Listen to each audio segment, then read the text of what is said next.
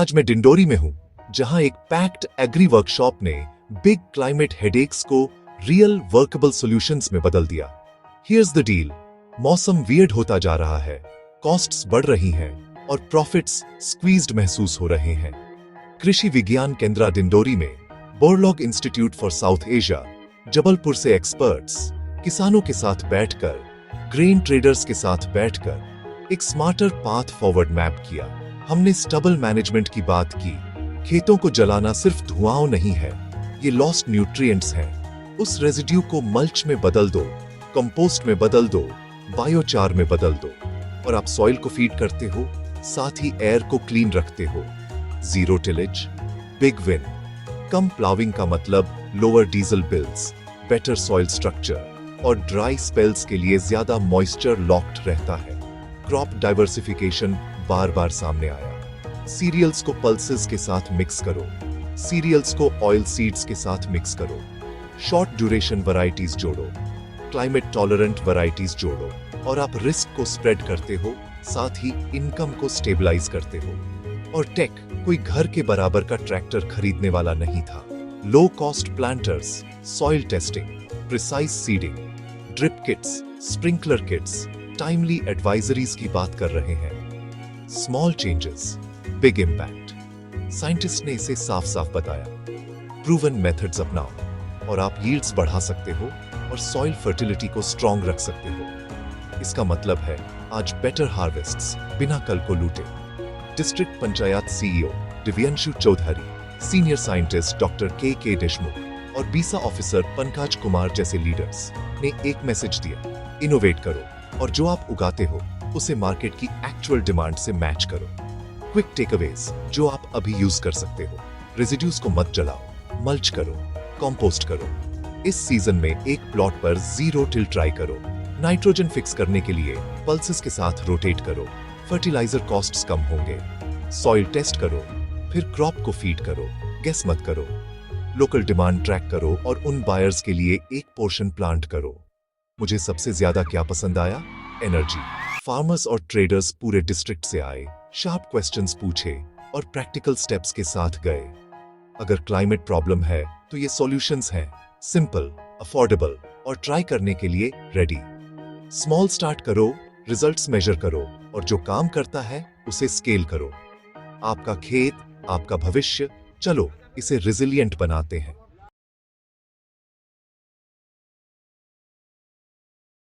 बीसा की इस बायर सेलर मीट में आने के लिए आप सभी का हार्दिक स्वागत है and thank you so much for calling me. कल मेरी मुलाकात जब हुई हमारे बीसा मेंबर्स से, तो आई गॉट टू नो कि जैसा हम जानते हैं डिंडोरी में नॉर्मली हम लोग एक ही क्रॉप कर पाते हैं, धान ही ले पाते हैं, लेकिन किस तरह से जो हमारी ज्योग्राफी है और जो हमारा सॉइल स्ट्रेटा है वो थोड़ा सा अनफेवरेबल होने के बावजूद भी बीसा किस तरह से हेल्प कर रहा है हमारे किसानों की यहाँ पर, और कोशिश कर रहे हैं कि हम 2 क्रॉप्स या उसके बाद भी 3 क्रॉप्स भी ले सकें। तो मुझे लगता है कि ये अपने आप में एक बहुत बड़ी चीज़ है, क्योंकि हमारा ट्राइबल एरिया है और हम जानते हैं कि एग्रीकल्चर ही यहाँ की एक सिंगल सोर्स ऑफ इकोनॉमी है मजदूरी के अलावा। तो इससे जितना फ़ायदा फार्मर्स को होगा उसके लिए सबसे पहले मैं बीसा का धन्यवाद कहना चाहूँगा। सेकेंडली, जैसा कि बता रहे थे अभी कि पराली जलाने के संबंध में भी कल जब मेरी बात हुई तो अराउंड 60% ड्रॉप हुआ है शहपुरा एरिया में, जैसे बता रहे थे। हैप्पी सीडर, सुपर सीडर के की जो बिक्री है वो भी पिछले 4 महीनों में कलेक्टर मैम के मार्गदर्शन में, and at the same time organisations and institutions like BISA are playing a vital role in that. तो मैं पुनः बीसा का बहुत बहुत धन्यवाद करना चाहूँगा और मैं अनुरोध ये करूँगा, हम ये ज़रूर देखते हैं यहाँ पर कि भले ही हमारे जो किसान हैं वो कितनी भी पैदावार कर ले, लेकिन उनको एक प्रॉपर मार्केट की उपलब्धता नहीं हो पाती है। उसी वजह से ये बायर सेलर मीट आज ऑर्गेनाइज करी गई है कि जो हमारे व्यापारी भाई बंधु भी आए हैं वो प्लीज़ इन किसानों के साथ में इंटरेक्ट करें, और ऐसा ना हो कि जितना भी प्रोड्यूस ये कर रहे हैं वो सेल्फ कंजम्पशन में ही चला जाए। ये बहुत ज़रूरी है कि अगर इनकी फैमिली इनकम बढ़नी है तो उसके लिए आप अच्छी क्वालिटी का क्रॉप्स इनसे लें, और इसीलिए ये मीट आज ऑर्गेनाइज करी गई है। तो मुझे लगता है सबसे ज़्यादा फ़ायदा इस मीट की वजह से व्यापारियों को होगा, क्योंकि जो क्रॉप्स या जो भी प्रोड्यूस आप बाहर ढूंढने जाते थे, अब आपको हमने एक ही प्लेटफॉर्म पे लाके खड़ा कर दिया है फार्मर्स के साथ में, जहां से आप इनसे ले सकते हैं एंड इसमें आपकी भी अच्छी इनकम होगी और फार्मर्स का भी काफी ज्यादा फायदा होगा. So thank you again, Bisa, for coming here, and I really hope this training is worthwhile for you. Thank you.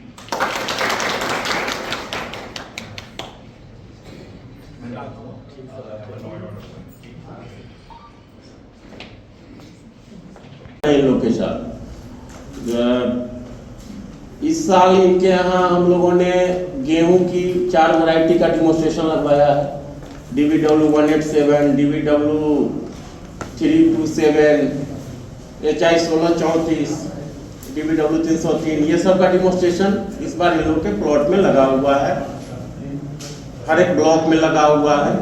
खरीद में सर हम लोग इनके साथ धान की सीधी बुआई पे काम करते हैं. धान की सीधी बुआई पे भी काम करते हैं और 300 क्रॉपिंग इंटेंसिटी जो है, एक साल में एक खेत में 3 फसल, धान कटने के बाद गेहूं कटने के बाद मूंग, उस पे भी हम लोग काम कर रहे हैं आप लोगों के साथ. जो पहले आप एक खेत में एक फसल लेते थे तो आप 2-3 फसल ले रहे हैं.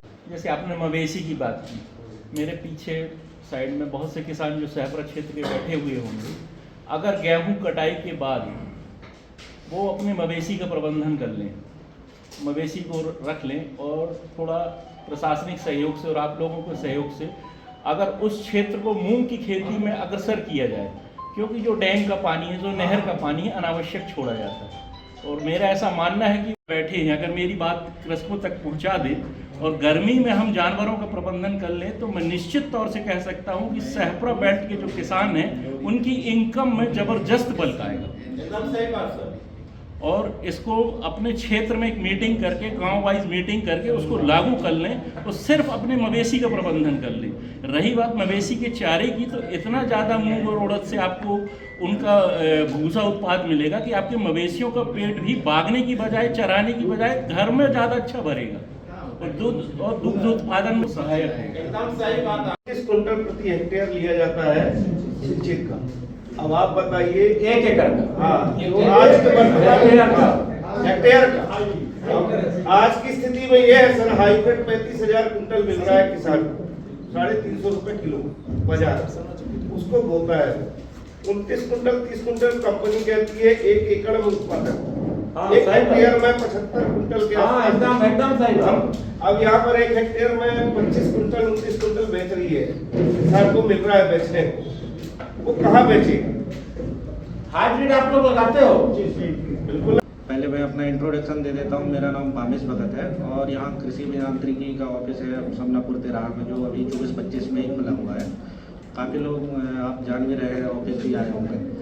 मैं आपसे नरवाई प्रबंधन के विषय में चर्चा करना चाहता हूँ. अभी जो ज्वलंत मुद्दे हैं और सरकार भी उसमें रिस्ट्रिक्ट हो रही है, जो हमारे खेतों में आग लग रहे हैं. हमारे खेतों में आग क्यों नहीं लगानी चाहिए? उसमें बहुत सारे अपने खेतों में आपको दुष्परिणाम देखने को मिलते हैं. हमारी जो मिट्टी है वो कठोर हो जाती है.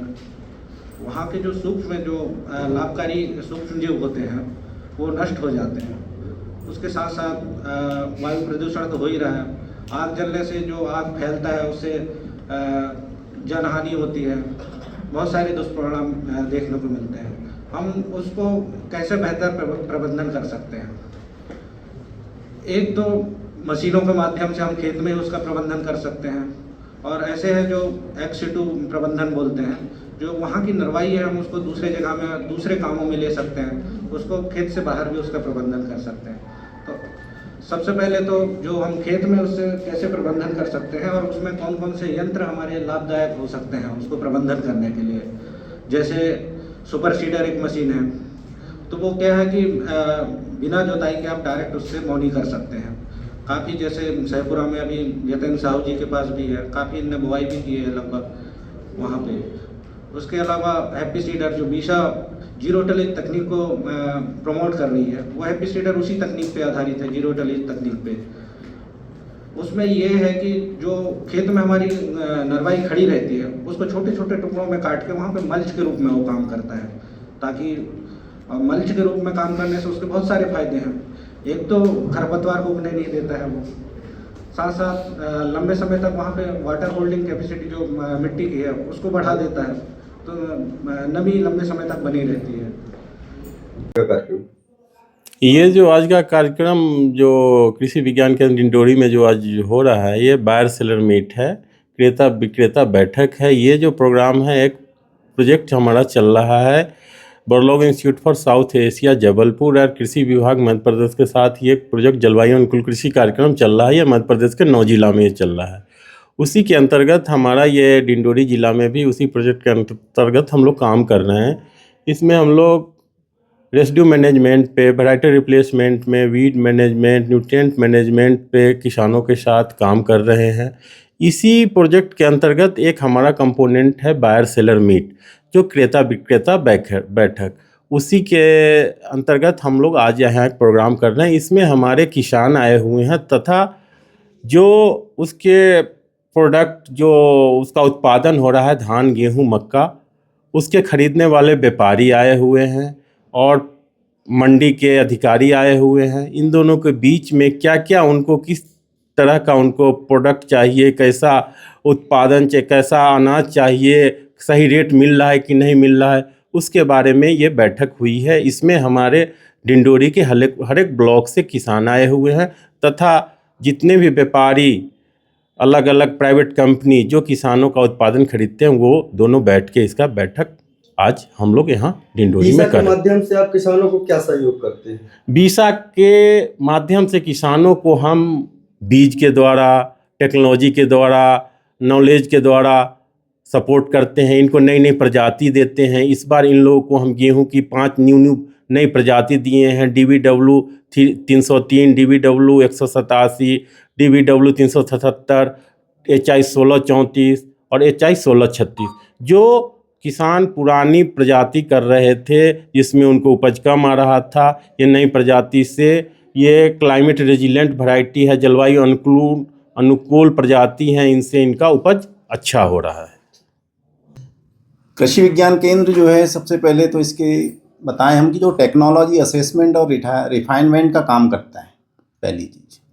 दूसरी चीज़ ये टेक्नोलॉजी असेसमेंट और रिफाइनमेंट की मतलब ये है कि हमारी जो टेक्नोलॉजीज़ है, हो सकता है वो कुछ दूसरे क्षेत्र में भी डेवलप की हो या एब्रॉड भी हो, तो ये यहाँ पे माइक्रो क्लाइमेटिक कंडीशंस में जो है उसको हम टेस्ट करते हैं, तो वो हमारा ऑन फार्म टेस्टिंग कहलाता है। उसके बाद हम उस टेक्नोलॉजी को अगर सक्सेस होती है तो हम FLD के रूप में, फ्रंट लाइन डेमोन्स्ट्रेशन के रूप में किसानों तक लेके जाते हैं और फिर उनको उस टेक्नोलॉजी को एडाप्टेशन के लिए बताते हैं ट्रेनिंग के माध्यम। दूसरा है ट्रेनिंग, तो ट्रेनिंग में भी हमारा जो है इन सर्विस ट्रेनिंग, यानी जो सर्विस में है, जो रूट लेवल पे एग्रीकल्चर में काम करते हैं, कृषि विभाग हो गया, दूसरे विभाग है, NGOs हैं, इनको भी हम ट्रेनिंग देते हैं। दूसरा फार्मर्स और फार्मर्स वुमेन को, इनको भी हम ट्रेनिंग देते हैं। तीसरा है कि कृषि विज्ञान केंद्र क्या काम करता है, इसके अतिरिक्त बहुत सारी चीज़ें इसके अंतर्गत जो आता है। तो इसमें आपका सबसे पहले अभी जो क्लाइमेटिक रिसाइकलिंग की बात करते हैं अपन लोग, तो इसमें बहुत सारी टेक्नोलॉजीज़ है। सबसे पहले तो हम वेराइटीज़ की बात करें, तो वेराइटीज़ में हीट टॉलरेंट वेराइटीज़ आ रही है, वो अलग अलग टेम्परेचर के ऊपर वो परफॉर्म करती है। अगर ज़्यादा टेम्परेचर बढ़ गया तो भी वो उत्पादन अच्छा देती है। दूसरा क्रॉप रेसिड्यू मैनेजमेंट की अगर बात करें, फसल अवशेष की, तो डिंडोरी ज़िले में अगर हम देखें तो यहाँ पे उतनी ज़्यादा प्रॉब्लम नहीं है दूसरे ज़िलों की तुलना में। अगर फसल अवशेष प्रबंधन करता है किसान को, तो इसमें मृदा की जो है उसका उर्वरता और उत्पादकता में वृद्धि होती है, क्योंकि मिट्टी के जो गुण होते हैं वो तीनों गुण, भौतिक गुण, रासायनिक गुण और जैविक गुण, वो अच्छे होते हैं। अगर मिट्टी के तीनों गुण अच्छे हो गए तो उत्पादकता और उर्वरता बहुत अच्छी होती है। दूसरा ये है कि हम लोग जीरो टिलेज की अगर बात करें तो यहाँ जीरो टिलेज की भी आज बात की गई थी।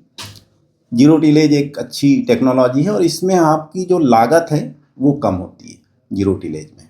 तो लागत अगर कम होगी तो जो शुद्ध लाभ है किसान को वो अच्छा होगा और उसको अपनाना चाहिए इस टेक्नोलॉजी को। लेकिन इसमें भी कुछ थोड़ी बहुत प्रॉब्लम्स आती हैं और मेन है वीड कंट्रोल की। वीड मैनेजमेंट बहुत ज़रूरी है, इसमें हो जाता है करना चाहे तो। दूसरा है आपका टेक्नोलॉजी एडाप्टेशन की अगर बात करें हम, तो टेक्नोलॉजी एडाप्टेशन जो है वो जितनी टेक्नोलॉजीज है वो किसान पूरी की पूरी एडाप्ट नहीं कर पाता है, क्योंकि टेक्नोलॉजी जो है वो एरिया वाइज और आपकी टोपोग्राफी से लेके और किसान की इनकम क्या है उसके ऊपर डिपेंड करता है कि वो एडॉप्ट करेगा या नहीं करेगा उस टेक्नोलॉजी को। अगर हम ओवरऑल देखा जाए तो टेक्नोलॉजीज़ में ज़्यादा से ज़्यादा 20% एडॉप्टेशन है टेक्नोलॉजी का, ठीक है। तो ये सब काम हमारा कृषि विज्ञान केंद्र करता है, हमारे वैज्ञानिक करते हैं, गांव-गांव जाते हैं, है ना, और उनको तकनीकी देते हैं। धन्यवाद। मोर टिटोरी चैनल के सब्सक्राइब करा अपडेट के लाने घंटा बजावा। धन्यवाद।